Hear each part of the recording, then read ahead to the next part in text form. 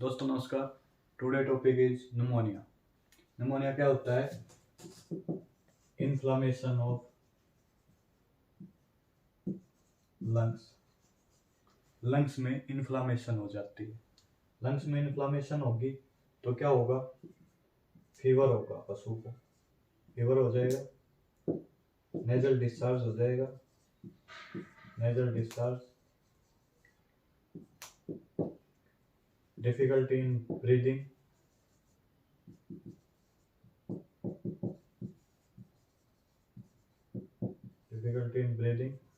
Coughing और last is pain in chest.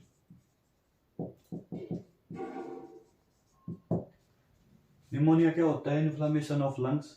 फिर लंग्स में इन्फ्लामेशन होगी तो उसको पशु को फीवर होगा, nasal discharge, difficulty in breathing, coughing और पेन इन चेस्ट। अब यही सेम एज सिम्टम्स है निमोनिया के। फीवर होगा तो कितना होगा? टेम्परेचर 103 डिग्री फ़ारेनहाइट से 106 डिग्री फ़ारेनहाइट टेम्परेचर मिलेगा। ये सिम्टम्स भी बता रहा हूँ साथ के साथ। नेजल डिस्चार्ज होगा, difficulty in breathing, coughing, pain in chest, छाती में दर्द होगा तो पशु कांस्टेंट स्टैंडिंग, पशु बैठेगा नहीं, छाती में दर्द होने की वजह से पशु खड़ा ही रहेगा, कांस्टेंट स्टैंडिंग। सिम्टम्स अगला एक और है कि यदि पशु को समय पर ट्रीटमेंट नहीं मिलेगा तो सब नॉर्मल टेम्परेचर मिलेगा, सब नॉर्मल टेम्परेचर। ठीक है भाई, सिम्टम्स बता दी। और एक और सिम्टम्स है कि एनोरेक्सिया हो जाएगा, anorexia and decrease milk yield, milk production कम हो जाएगा। फिर से बता रहा हूँ, pneumonia inflammation of lungs, lungs में इन्फ्लामेशन हो जाएगी, इन्फ्लामेशन होगी तो फीवर होगा, नेजल डिस्चार्ज होगा, difficulty in breathing, coughing, pain in chest. फिर इसी के साथ मैं सिम्टम्स भी बता रहा हूँ। फीवर होगा तो कितना होगा? 103 डिग्री फ़ारेनहाइट से लेकर के 106 डिग्री फ़ारेनहाइट तक। नेजल डिस्चार्ज वही सेम सिम्टम है, डिफिकल्टी इन ब्रीदिंग, कफिंग, छाती में दर्द होगा तो कांस्टेंट स्टैंडिंग पोजीशन में रहेगा, बैठेगा नहीं पशु। सब नॉर्मल, यदि टाइम पर यदि पशु का ट्रीटमेंट नहीं मिला तो सब नॉर्मल टेम्परेचर हो जाएगा। और एनोरेक्सिया मिल्क प्रोडक्शन यील्ड, पशु चारा खाना पीना नहीं करेगा तो जाहिर सी बात है मिल्क प्रोडक्शन तो कम होना ही होना है। अब ईटियोलॉजी पे आते हैं।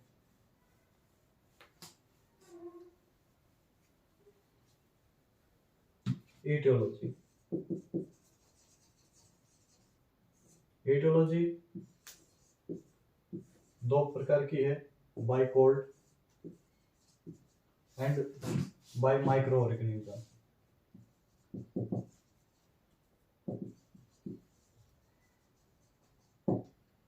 माइक्रो ऑर्गेनिज्म में फर्स्ट है बाय बैक्टीरिया। बाय बैक्टीरिया है तो कौन से बैक्टीरिया से है? Streptococcus, Streptococcus, staphylococcus.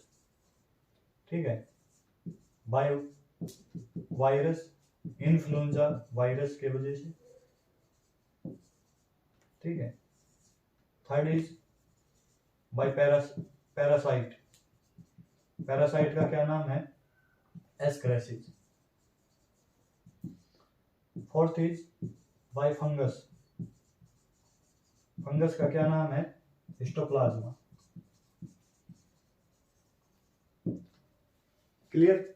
ईटियोलॉजी में दो प्रकार की है, by cold and bye micro organism. By cold तो यह है विंटर सीजन में pneumonia, mostly pneumonia winter season में ही पाया जाता है, ठंड से उसका बचाव करना पड़ता है, ठंड लग जाती है उससे। बाय माइक्रो ऑर्गेनिज्म में चार तरह हैं, by bacteria, by virus, by parasite, by fungus. By bacteria में कौन सा बैक्टीरिया अटैक करता है? Streptococcus, staphylococcus.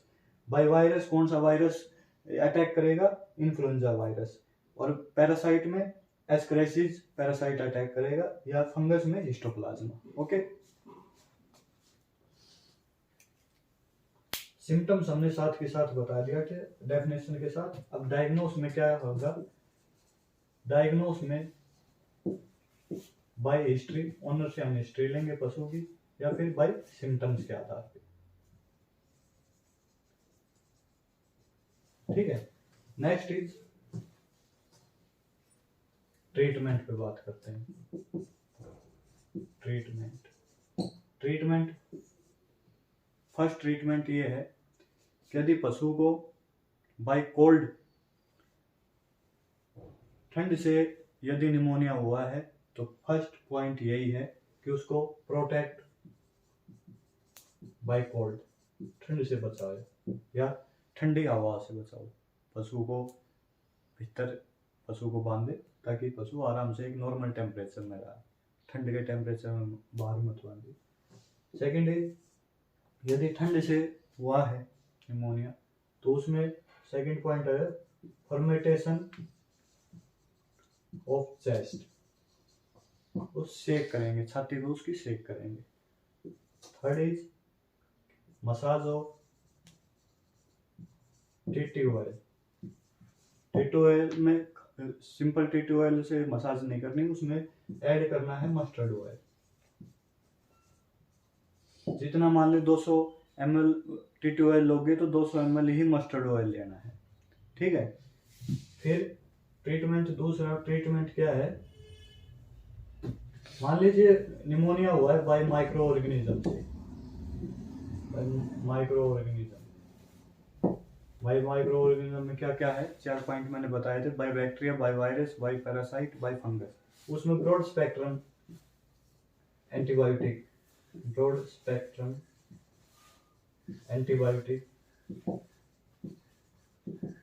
यूज करेंगे। ठीक है। उसमें सल्फर ड्रग और एनाल्जेसिक में यूज करेंगे नोवाल्जीन इंजेक्शन।